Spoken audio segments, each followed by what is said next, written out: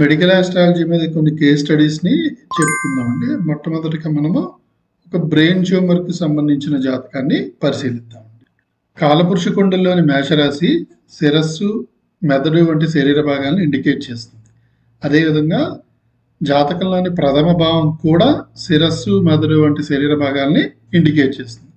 Brain tumour లాంటి disease వచ్చేటప్పుడు మేషరాశి మరియు ప్రథమ భావం ఈ రెండు కూడా వ్యాధికి గురై కనిపిస్తాయి. అదేమన్నా ఉన్నాయా ఈ చాట్లో అన్నది ఒకసారి పరిశీలిద్దాం. ఈ జాతకంలో మేషరాశిలో కేతు ఉన్నాడు. అదేవిధంగా మేషరాశిని శని చూస్తున్నాడు. అంటే మేషరాశి రెండు అశుభ గ్రహాల వ్యాధికి గురైందని చెప్పచ్చు. మేషరాశిలోనే రోగస్థానమైన 6వ భావం కూడా ప్రారంభమైంది. అదేవిధంగా ప్రథమ భావాన్ని గమనించినట్లయితే ప్రథమ భావము వృశ్చిక రాశిలో శని నక్షత్రము గురు సభ పైన ప్రారంభమైంది.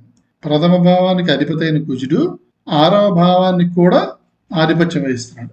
అదేవిధంగా కుజుడు కేతు నక్షత్రంలో ఉండటం వల్ల 8వ భావానికి కూడా బలమైన కారకుడు అవుతున్నాడు. కారణము కేతు శని దృష్టిని కలిగి ఉండి శనికి ప్రతినిధిగా అష్టమ భావ ఫలితాన్ని ఇస్తుంది. అదేవిధంగా ప్రథమ భావ నక్షత్రాధిపతిని మనం గమనించినట్లయితే ప్రథమ భావము శని నక్షత్రంలో ప్రారంభమైంది. ఈ శని అష్టమ భావంలోనే ఉన్నాడు. అదేవిధంగా ప్రథమ భావం సబ్లాడైన గురువుని గమనించినట్లయితే గురువు ఈ జాతకంలో 6వ భావంలో ఉన్నాడు. అదేవిధంగా ఆయన రవి నక్షత్రంలో ఉండటం వల్ల అష్టమ భావానికి బలమైన కారకుడయ్యాడు. అంటే ప్రథమ భావ sign lord, star lord and sub lord ఈ మూడు కూడా 6, 8 భావాలని బలంగా సిగ్నిఫై చేస్తున్నాయి. తనుభావ కోరూలర్స్ అయిన కుజుడు, శని, గురువు 6, 8 భావాలకు బలమైన కారకులు అవడం వల్ల జాతకుడు తరచుగా ఏదో ఒక అనారోగ్యం బారిన పడుతూ ఉంటాడని కూడా చెప్పచ్చు అన్నమాట. అదేవిధంగా గురువు యొక్క నక్షత్రాధిపతి అయిన రవి బుధుడితో యుతిలో ఉన్నాడు కనుక ఆ డిసీజెస్ రిపీటెడ్ గా వచ్చే స్వభావం కలిగి ఉంటాయని కూడా చెప్పచ్చు. ఇన్ఫాక్ట్ ఈ జాతకుడికి బ్రెయిన్ ట్యూమర్ తో పాటు ఊపిరితిత్తుల అనారోగ్యం కూడా ఉంది. దానిని కూడా విశ్లేషిద్దాం. లగ్నము శిరస్సు, మెదడు వంటి శరీర భాగాలను సూచిస్తుందని మనం చెప్పుకున్నాం.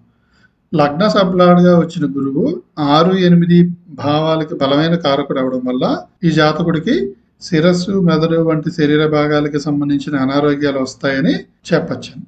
2018 జూలైలో వీరికి ఆపరేషన్ జరిగిందండి. ఆ సమయంలో వీరికి కుజదశ, బుధభుక్తి, శని అంతర జరుగుతున్నాయి. సో మార్స్, మెర్క్యూరీ, సాటర్న్ ఈ పీరియడ్ లో వీరికి బ్రెయిన్ కి సంబంధించిన ఆపరేషన్ అది జరగడం జరిగింది. ఎందుకు జరిగింది అన్నది చూద్దాం. ఈ పీరియడ్ లో బ్రెయిన్ కి ఎందుకు పర్టికులర్ గా జరిగింది. దశానాథుడైన కుజుడిని గమనిస్తే సింహరాశిలో కేతు నక్షత్రమైన మఖాలో గురు సభలో ఉన్నాడు. ఈ జాతకంలో కుజుడు లగ్న షష్ఠ్యాధిపతి అయ్యాడు కాబట్టి అనారోగ్యాల్ని సూచిస్తున్నాడు. అదేవిధంగా ఆయన శస్త్రచికిత్సలు వాటికి కూడా కారక గ్రహం. ఓకేనా, డిసీజెస్ ఇస్తున్నాడు. తన నక్షత్రాధిపతి అయిన కేతు ఎక్కడ ఉన్నాడు, మేషరాశిలో ఉన్నాడు. మేషరాశి ఏమి ఇండికేట్ చేస్తుంది? శిరస్సు, మెదడు వాటిని ఇండికేట్ చేస్తుంది కదా. కేతు అక్కడ ఏమిస్తాడు? శిరస్సులో అబ్స్ట్రక్షన్స్ ఉండడానికి కారకుడు కదా కేతు కూడా. పైగా ఆయన పైన శని దృష్టి ఉంది చూడండి. కనుక తప్పకుండా అబ్స్ట్రక్షన్స్ ఉంటాయి శిరస్సులో. ఓకేనండి, మెదడులో వాటిలో అబ్స్ట్రక్షన్స్ ఉంటాయి, ఆటంకాలు అడ్డంకులు ఉంటాయని ఇండికేట్ చేస్తుంది చూడండి.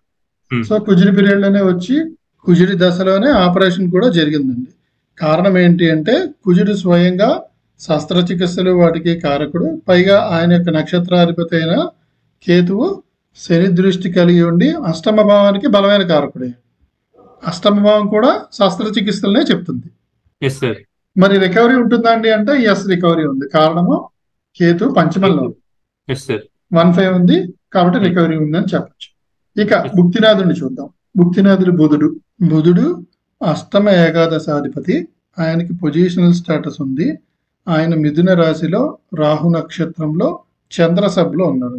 పొజిషనల్ స్టేటస్ కలిగి అష్టమ భావంలో ఉండటం వల్ల అష్టమ భావానికి బలమైన కారకుడు అయ్యాడు. కాబట్టి డెఫినెట్ గా ఈ పీరియడ్ లో ఆపరేషన్స్ అవుతాయి అండ్ రికవరీ ఉంది. ఆయన యొక్క నక్షత్రాధిపతి రాహువు. రాహువు చూడండి శుక్ర రాశిలో ఉన్నాడు కాబట్టి శుక్రుడికి ప్రతినిధిగా 12 ఇస్తాడు అండ్ 8 ఇస్తాడు మళ్ళీ శుక్రుడికి ప్రతినిధిగా. సో బుధుడి యొక్క నక్షత్రాధిపతి కూడా 12, 8 ఇస్తున్నాడు.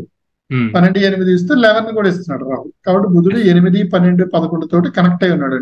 ఒక గ్రహము 6, 8 ఇస్తున్నంత మాత్రాన డిసీజెస్ ఇవ్వదు. దానికి తనువుతో కూడా కనెక్షన్ ఉండాలి అని మనం చెప్పుకున్నాం కదండి. అవును సార్. అంటే చూడండి ఎవరు సభలో ఉన్నాడు. చంద్రుడు ఉన్నాడు సార్. చంద్రుడు అక్కడ ఉన్నాడు సార్. లగ్నంలో ఉన్నాడు సార్. భావచలిత కుండల ప్రకారం మనకి లగ్నంలో ఉన్నాడు, బాధకాధిపతి పైగా. Yes sir. బుధుడు నెర్వ్స్ కి కారక గ్రహం అండి.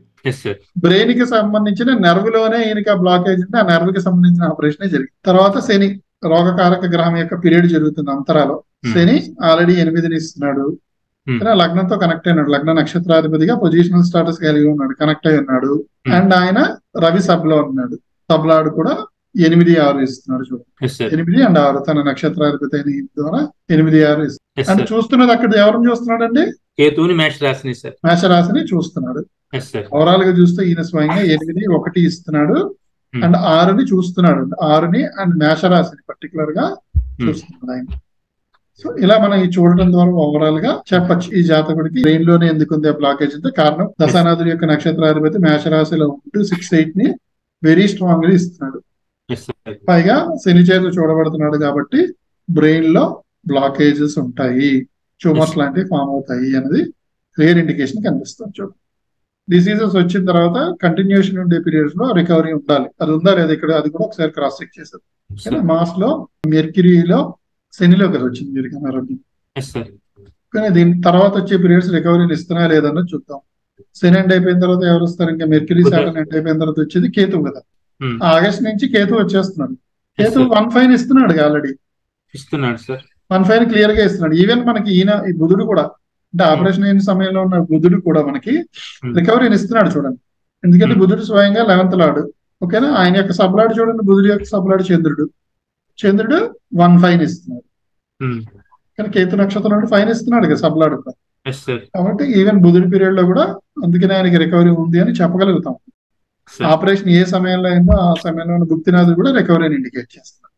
ఈ భుక్తినాథుడు రికవరీని ఇవ్వకపోతే సమస్య మళ్ళీ ఆపరేషన్ అయినా రికవరీ ఉండకపోవచ్చు. ఇప్పుడు వీళ్ళిద్దరే రికవరీ 1/5 తో అండ్ 11 తో కనెక్ట్ అయి ఉన్నారు జాతకం. అప్కమింగ్ పీరియడ్ అంటే అప్కమింగ్ భుక్తి కూడా రికవరీని క్లియర్ కట్ గా ఇండికేట్ చేస్తుంది. ఒక చిన్న డౌట్ సార్, ఇక్కడ మనం కేతువుని చెప్పుకున్నప్పుడు సార్, కేతువు తన నక్షత్రాధిపతి శుక్రుడి ఫలితాన్ని, కుజుడి ఫలితాన్ని, తను చూస్తున్నటువంటి శని ఫలితాన్ని ఇస్తాడని చెప్పుకున్నాం సార్.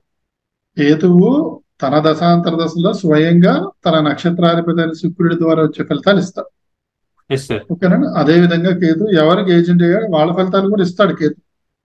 అంటే కుజుడికి ఏజెంట్, శనికి ఏజెంట్ కాబట్టి. బట్ ఈ ఫలితాలు అంటే కేతువు ఏజెన్సీ రూల్ ద్వారా కేతువుకి వచ్చిన ఫలితాలు అంటే కుజశనులు ఏజెంట్ గా కేతు ఇచ్చే ఫలితాలు కేతువు కన్నా బలంగా కేతు నక్షత్రాలలో ఏ గ్రహాలు ఉంటే ఆ గ్రహాలు ఇస్తాయి. కేతువు ఇప్పుడు యాజ్ ఇఫ్ కుజుడికి ఏజెంట్ గా 6, 1 ఇస్తున్నాడు అండి. అంటే కుజుడి కోట వేసుకున్నాడు ఇప్పుడు ఆయన. కుజుడి కోట వేసుకుని 1, 6 ఇస్తున్నాడు ఆయన. శనికి ఏజెంట్ గా 3, 4, 8 ఇస్తున్నాడు. అవి ఎవరిస్తారు? కేతు నక్షత్రంలో ఎవరుంటే వాళ్ళు ఇస్తారు. ఎవరెవరు ఉన్నారు చూడండి, చంద్రుడు, కుజుడు ఉన్నారు కాబట్టి వీళ్ళు బలంగా ఇస్తారు. ఓకేనా.